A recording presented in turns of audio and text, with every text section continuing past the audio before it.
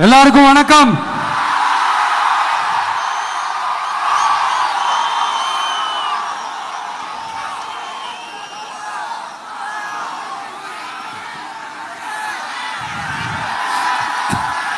கிட்டத்தட்ட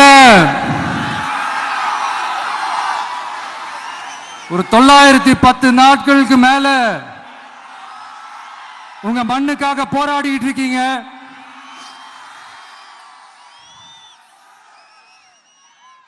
உங்க போராட்டத்தை பத்தி ராகுல் ஒரு பையன், சின்ன பையன் பேசினது நான் கேட்டேன். அந்த குழந்தையோட பேச்சு மனசு ஏதோ செஞ்சிருச்சு. உடனே உங்க எல்லாரையும் பார்க்கணும்னு தோணுச்சு, உங்க எல்லாரையும் கூட பேசி ஆகணும்னு தோணுச்சு.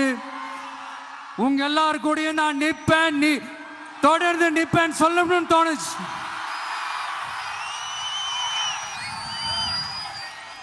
ஒவ்வொரு வீட்டுக்கும் ரொம்ப முக்கியமானவங்க அந்த வீட்டில் இருக்கிற பெரியவங்க தான். அதே மாதிரிதான் நம்ம நாட்டுக்கு ரொம்ப முக்கியமானவங்க உங்களை மாதிரி விவசாயிங்க தான். அதனால உங்களை மாதிரி விவசாயிகளோட காலடி மண்ணை தொட்டு கும்பிட்டு தான் என்னோட பயணத்தை தொடங்கணும்னு ஒரு முடிவோட தான் இருந்தேன். அதுக்கு சரியான இடம் இதுதான் எனக்கு தோணுச்சு.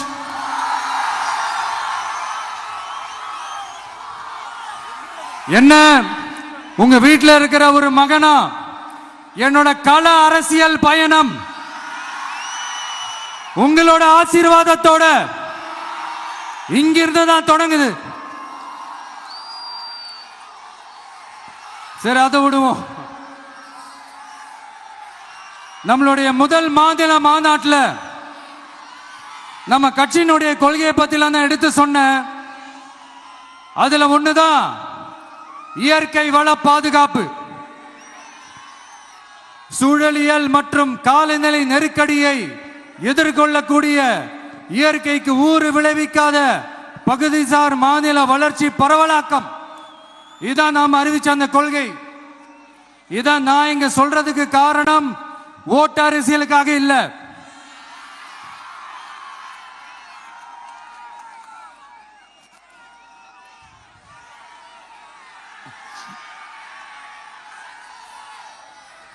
இன்னொரு தீர்மானம் அதே மாநில மாநாட்டில் நான் சொன்னேன். அது விவசாய நிலங்கள் பாதுகாப்பு கொள்கை தீர்மானம். அதுல காஞ்சிபுரம் மாவட்டம் பரந்தூரில் 1000க்கும் மேற்பட்ட ஏக்கர் பரப்பளவில் 13 நீர்நிலைகளை அழிச்சு சென்னையை நிரந்தரமாக வெள்ளக்காடாக்கும் திட்டத்தை ஒன்றிய மாநில அரசுகள் கைவிட வேண்டும் வலியுறுத்தின. அது மட்டும் இல்லாம இந்த மண்ணுக்காகவும் மக்களுக்காகவும் நம்ம விவசாயிகள் பாதிக்கிற இந்த திட்டத்துக்கு எதிராக சட்ட போராட்டம் நடத்தவும் தயங்க மாட்டோம்னு சொல்லியிருந்தோம். அதை இங்க உங்க முன்னாடி ரொம்ப ஸ்ட்ராங்கா வலியுறுத்துறேன். இந்த பிரச்சனையில நான் உங்களோட உறுதியா நிற்பேன். இன்னொரு முக்கியமான விஷயம், நம்மள ஆண்டுகிட்டு இருக்கிற ஒன்றிய அரசுக்கும் மாநில அரசுக்கும் நான் சொல்லணும்னு நினைக்கிறேன். நான் இங்க வளர்ச்சிக்கு எதிரானவெல்லாம் கிடையாது. ஏர்போர்ட்டே வரக்கூடாதுன்னு நான் சொல்லல, இந்த இடத்துல வரக்கூடாதுன்னு தான் சொல்றேன். இதை நான் சொல்லலன்னு வைங்களேன், இவன் வளர்ச்சிக்கு எதிரானவன் அப்படி இப்படின்னு சொல்லி ஒரு கதையை கட்டி ஆரம்பிச்சிருவாங்க. சரி, நமக்கு அதை பத்தி எல்லாம் கவலை இல்லைன்னு வைங்க. எல்லாத்துக்கும் மேல இன்னைக்கு இந்த பூமியில வாழ்ற எல்லா உயிரினங்களோட இருப்பையும் புவி வெப்பமயமாதல் பயமுறுத்திட்டு இருக்கு. அதனுடைய ரிசல்ட் தான் ஒவ்வொரு வருஷமும் இந்த மழை காலத்துல வெள்ளத்துல சென்னை சிட்டி எப்படி தத்தளிச்சுக்கிட்டு இருக்கிறது நம்ம பார்க்கிறோம். இப்ப ரீசன்ட் டைம்ல எடுத்த ஒரு அறிவியல் ஆய்வுல இப்படி ஒவ்வொரு வருஷம் சென்னையில வர ஃப்ளட்டுக்கு காரணமே இங்க இந்த சுற்றுவட்டார பகுதியில் இருக்கிற சதுப்பு நிலங்களை, நீர்நிலைகளை அழிச்சது தான் சொல்லுது. இப்படி ஒரு சூழல் இருக்கும் போது 90% ஆஃப் விவசாய நிலங்கள், 90% ஆஃப் நீர்நிலைகளை அழிச்சு இங்க அந்த பரந்தூர் விமான நிலையத்தை கொண்டு வரணும்னு எடுக்கிற அந்த முடிவை எந்த அரசா இருந்தாலும் அது மக்கள் விரோத அரசா தான் இருக்க முடியும்.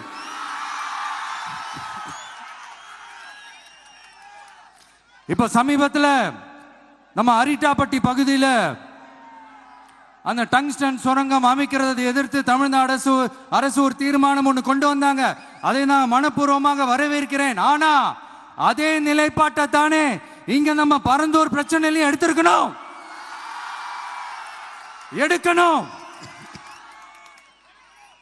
எப்படி அரிட்டாப்பட்டி பகுதி மக்கள் நம்ம மக்களோ அதே மாதிரி தானே பரந்தூர் மக்களும் நம்ம மக்கள்.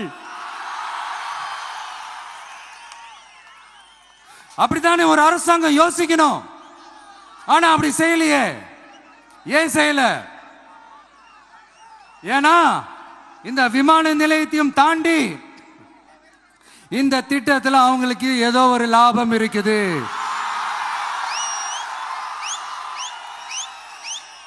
அத நம்ம மக்கள் தெளிவா புரிஞ்சு வச்சிருக்கிறாங்க. நம்மளுடைய ஆட்சியாளர்களுக்கு ஒரு சில கேள்விகள். நீங்க எதிர்கட்சியா இருக்கும் போது 8 வழிச்சாலையை எதிர்த்தீங்க, அந்த காட்டுப்பள்ளி துறைமுகத்தை எடுத்தீங்க. அதே தானே இங்கேயும், அதே நிலைப்பாடு தானே இங்கேயும் எடுக்கணும். அது எப்படி நீங்க எதிர்கட்சியா இருக்கும் போது விவசாயிகளுக்கு ஆதரவு, ஆளுங்கட்சியா இருக்கும் போது விவசாயிகளுக்கு எதிர்ப்பா?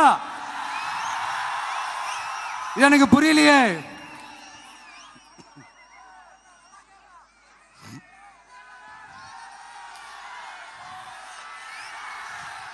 அதனால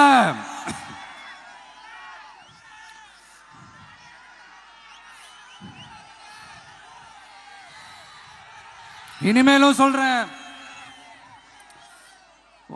உங்க நாடகத்தெல்லாம் பார்த்துக்கிட்டு மக்கள் சும்மா இருக்க மாட்டாங்க. நீங்க உங்களோட வசதிக்காக அவங்களோட நிக்கிறதும் அவங்களோட நிக்காம இருக்கிறதும், நாடகம் ஆடுறதும் நாடகம் ஆடாம இருக்கிறதும், அது சரி. நம்புற மாதிரியே நாடகம் ஆடுறதுல தான் நீங்க கில்லாடிங்களாச்சு.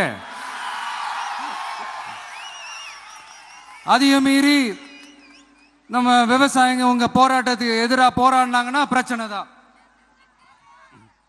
அதனால இனிமேல் உங்க நாடகத்தை பார்த்துக்கிட்டு மக்கள் சும்மா இருக்க மாட்டாங்க. உங்களோட இந்த விமான நிலையத்துக்காக நீங்க ஆய்வு செஞ்ச இடத்தை மறு ஆய்வு செய்யணும்னு ஒன்றிய அரசுக்கும் மாநில அரசுக்கும் நான் கேட்டுக்கிறேன். விவசாய நிலங்கள் இல்லாத இந்த பாதிப்புகள் குறைவா இருக்கிற இடங்களா பார்த்து உங்களுடைய விமான நிலையத்தை கொண்டு வாங்க. வளர்ச்சி தான் மக்களை முன்னேற்றம். ஆனா அந்த வளர்ச்சின்ற பேர்ல நடக்கிற அழிவு மக்களை ரொம்பவே பாதிக்கும்.